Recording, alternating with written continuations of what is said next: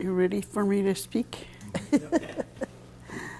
I'm Shirley Trahan, Shirley McDonald Trahan from the Salish tribe. I was the Salish language specialist here for 12 years, 11 years, and my job description has changed to Salish language, the Salish transcriber, translator, senior transcriber, translator, and I'm the language advisor. And I just was thinking about when I was growing up, we had snow like this in the wintertime, and it would be really cold for days and days. And growing up, we went to the public school, which is like about 3/4 of a mile away. And we would walk. We'd be sent to school every day, and we had to walk because we never had a car, or we never had any horses because we lived here in town. A lot of times we didn't have the warm clothes that people have nowadays. We would barely have shoes. Once in a while we'd get a hold of some overshoes to keep our feet warm and dry. But then the girls were not allowed to wear jeans out in that cold. They had to wear dresses. And a lot of times we'd get to school and our legs would be just red from the cold, and it'd take a while to really warm up again. But I think that made us tough. And you know, and kids those days too, if they want to, they'd go outside in the cold with no shoes on, just to do it, just to say how tough they were. They could go out running around without shoes in the cold and the snow. But as years went on, the climate changed. We don't have the cold, snowy weather like we used to. But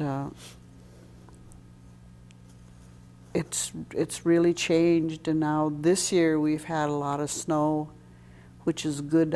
I know everybody likes it, but it does create hardships on older people to get out in the snow to shovel a walkway to their car or whatever.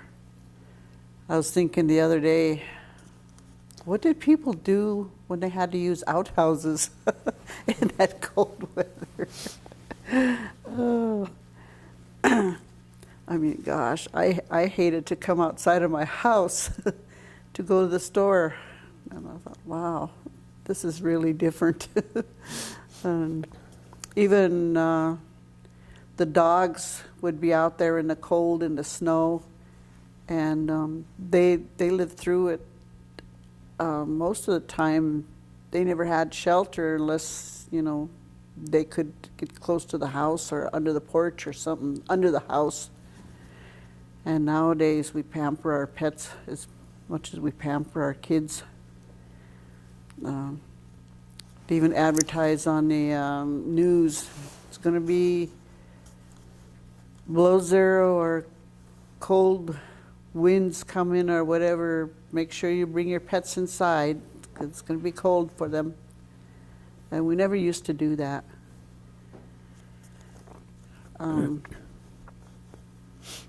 So it's just so much different the way things are now.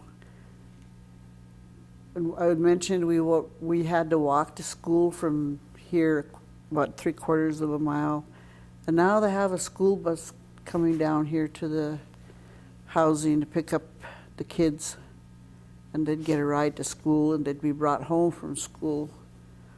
Sometimes kids, when the weather's decent, they would prefer to walk, maybe just to be out there in the air. But I know I taught at the school, and the kids used to run around outdoors during recess with no jackets on, and maybe just a t-shirt on. I told the kids one time, "Why don't you wear your coats? It's cold outside." "Ah, it's not that cold." So I don't know if they're trying to be tough or trying to impress everybody else. They're all impressing each other, and excuse me. And they're being tough and not minding the cold. But maybe it's the difference between younger people and the older people. Older people have a harder time tolerating it.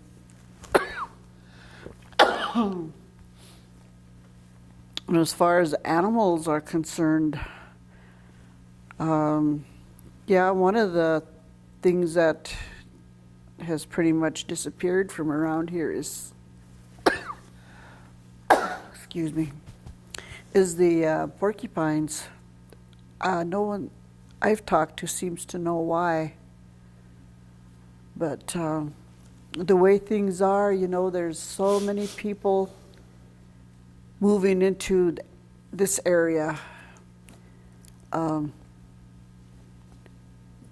What they do is they tear up the ground, they cut down the trees, they put in their foundations, basements or whatever, and build their houses.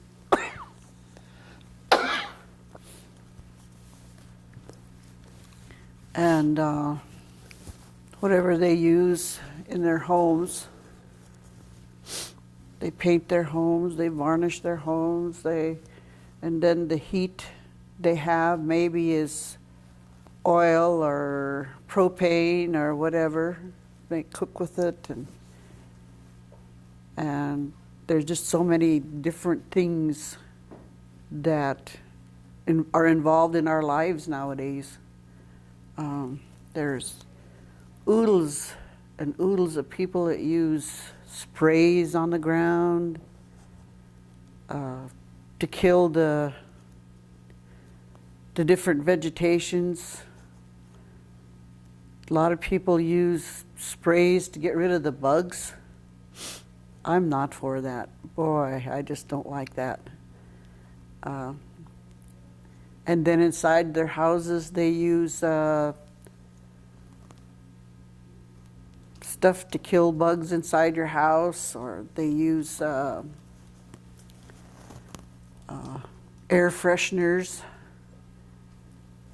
I think air fresheners are no match for good fresh air.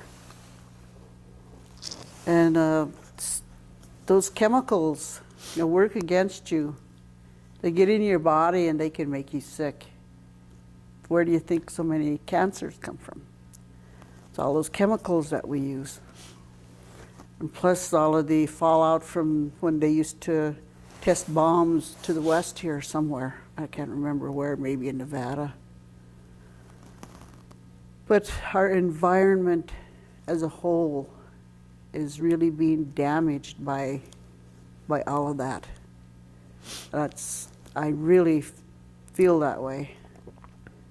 So many people have lung cancer, so many people have COPD, that's what they call it, chronic obstructive pulmonary disease or something like that. Emphysema, that's about the same thing. It's just all over, and who knows the damage that it does to our animals and our birds, and our foods. Of course, the animals and the birds, they can't tell us, you know, I feel sick and please don't use that stuff. But I try to keep that stuff away from me as much as possible, because I do have emphysema now, and the doctor says it was because of that I smoked 30 years ago, and but the cigarettes were pure, more pure than they are now. They never had the all the additives they put in the tobacco then that they have now. And they can't blame just smoking for a lot of these illnesses. They've got to blame all the chemicals and stuff that people use that's really damaging to our health, to the health of our animals, damaging to our air, our ground, which is really important to us. And a lot of it that goes on the ground gets in the waters and into the big waterways, and it's worldwide. And who knows if it can ever recover now. We don't know that. But we have to try, I guess, to do what we can to make things better for all of those. I was watching TV, I think it was on National Geographic or something like that, about the reefs in the oceans, how they're being damaged. This person said, I think it was a gal, she said she'd been to these reefs just, what, 3 years before, and when she went back there, a lot of it is dying already, has died. What a sad thing. A sad thing that some things that are so beautiful and pure and is being hurt, being damaged, is being lost because of all of that. And that's about pretty much what I have to say. Do you guys have any questions? One of the things that Pat shared with me when we interviewed him, he talked about Camas Prairie, and he said when he was younger, he remembers coming over the hill from Hot Spring and looking at the prairie, and it used to be all blue in the springtime with Camas, and that's why they call it Camas Prairie, obviously. But he said now it's hardly, you find it here and there.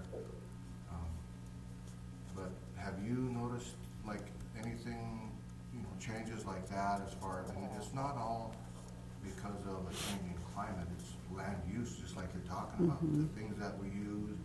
I wonder about the porcupines too, that, it's not just a changing climate, but chemicals, people farming and putting all this stuff on there. Have you noticed anything, like with the plants or the berries or anything, different from now than from back then? Yeah, for several years, I have not seen any service berries. They might, bloom, they might grow a little bit, but when you look again, they're all gone. And the same with choke cherries. And I don't know if it's the birds eating them or if there's a different kind of a bird that's come here that eats them. And I don't know about that. And I know, there's different kinds of grasses that are not around anymore. I kind of feel like a little bit lucky because in my driveway I have those wild chamomile plants still grow in my yard. And I used to have what they call bear's ears. I think they say it's plantain or something like that. That's medicine. I used to have some in my yard. I don't know if it's still there anymore. We have a lot of thistles that we never used to have. We have a lot of, what do you call those weeds? Knapweed. We have a lot of those and some different ones, white tops, and there's some different blue ones that never used to be here.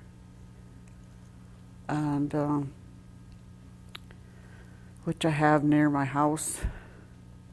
I did an experiment a couple of years ago. It said you can get rid of a knapweed plant by pouring boiling water on it. And so I did it. Poured boiling water on a plant and just shriveled up just like that. But I think it might have come back because I didn't do more. But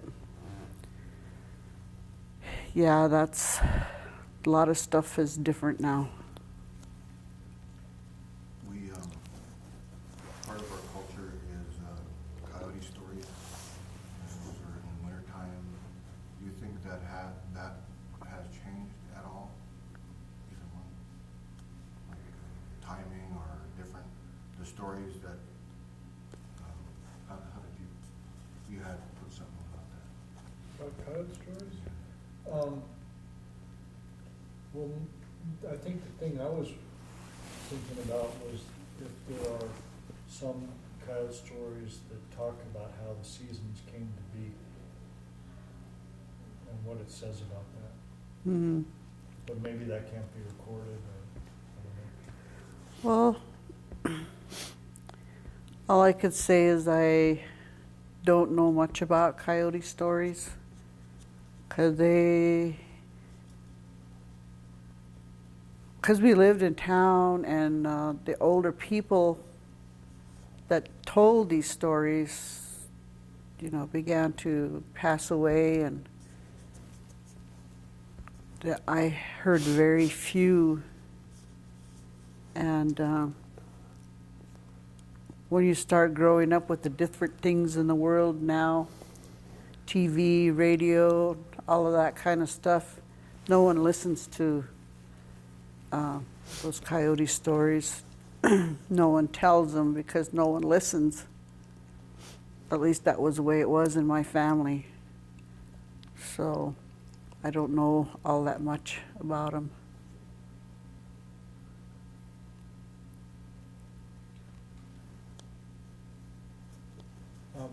One question, if you want me, I thought to ask Shirley and Louis too, is what, when you're growing up, what was it that the old people would tell about, in Salish ways about taking care of the land, taking care of the waters, the plants and animals?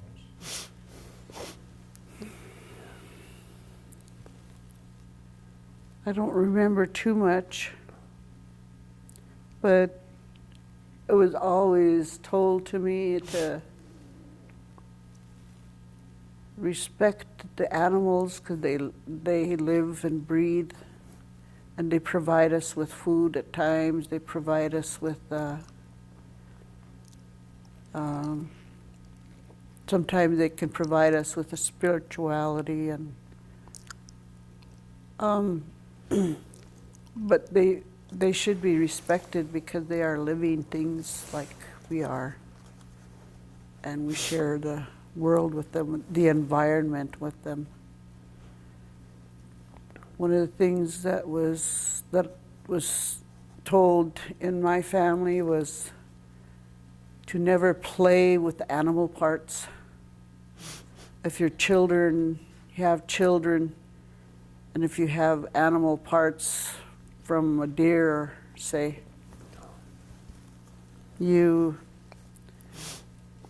when it's all used up, it's all cut up and everything is taken off there that you can use, the parts that are left, you don't leave them just laying around out in your yard. You take them and dispose of them in a respectful way. You don't let kids play with the horns. You don't let the kids play with the hides or the legs. That's not respectful to that animal, because that animal gave its life so you can so you can have nourishment. And as far as other animals are concerned, if you see one out in somewhere, dead, leave it there so it can decompose the way it's meant to. And don't take it and then just do whatever with it. I mean, unless it's something you need. But respect for the animals, respect for every living thing on earth, that's the way I was taught. And I don't really remember coyote stories because I was too young. And a lot of people say they fall asleep before the story is finished, and that's how it was with me. And I don't remember much about them. When we started, I was telling you, talking about how the language has changed, or not really changed, but how kids, we used to sit around and remember being up at Heaven Grandma's and they would not talk English. So that's how we learned. We just being around it and growing up with it, and you don't see that anymore. Can you talk a little bit about that? Yeah, I think I mentioned before radio and television. I think that's one of the things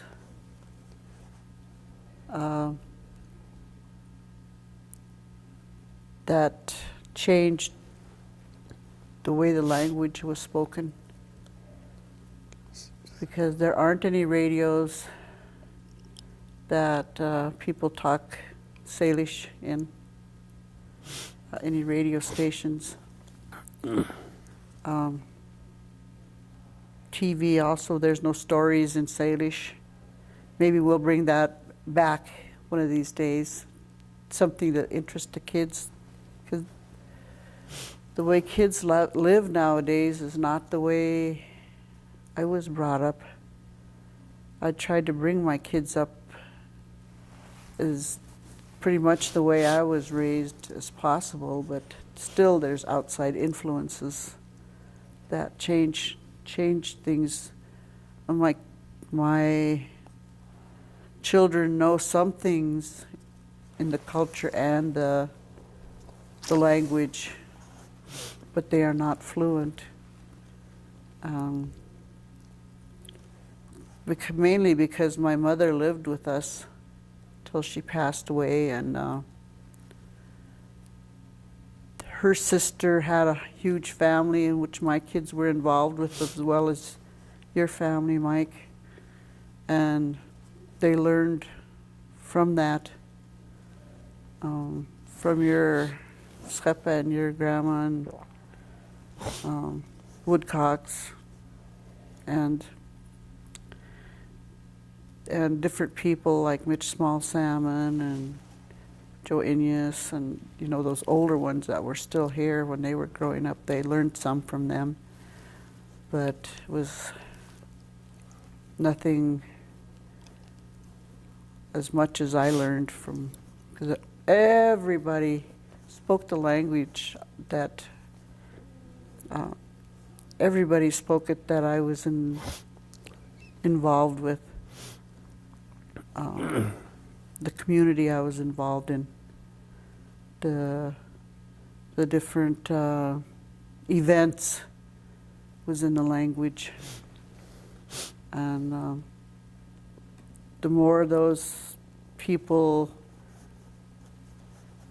passed away and stuff, there was no one taking their places, so it just kind of went the other way. It's more English than the native language. Well, it's nice to see programs like going on now that Yeah, try to teach them. yes. It's very good. And that's what it's going to take, is people using the language every day every single day in everything they do for the language to become fully alive again. A question. When you say events, are those like ceremonies, or those like, what kind of events do you have that are? Oh, get-togethers, visiting, telling stories, hunting, fishing, all those different everyday things. Preparing food, picking berries, digging roots, the dances, and we don't call them ceremonies.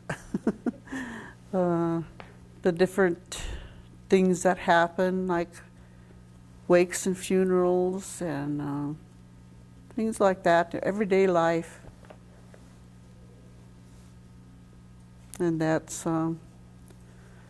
what it'll take for people to use the language in those different things, and to speak and interact with those people who are fluent now. That's how the language will revive.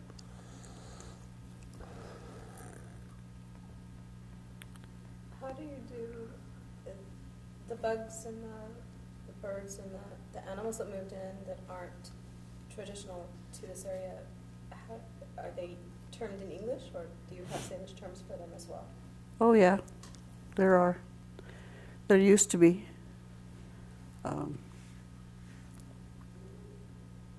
Yeah, there were almost all of the little bugs had a name, all the birds had a name, all the little animals had names. Everything had a name. Just like if you were like in England, whatever they have there, they all have a name for it in their language. That's the same as it was here. But the new ones that came in, do you call them something new in Salish? Do you create a new name for them in Salish, or do you just use the English name? Would you say that again? The new, like a new bird that comes in, do you call it by its name in English, or do you create a Salish term for it? Yeah, we can create a Salish name for something. Like, for instance, we have a new bird around here. It's called it's a dove. Comes from the southeast. It has a ring around its neck. We might call it something like that. Has a ring around its neck, or a necklace or something. That would be something we could name, because our language is descriptive. It describes whatever it is.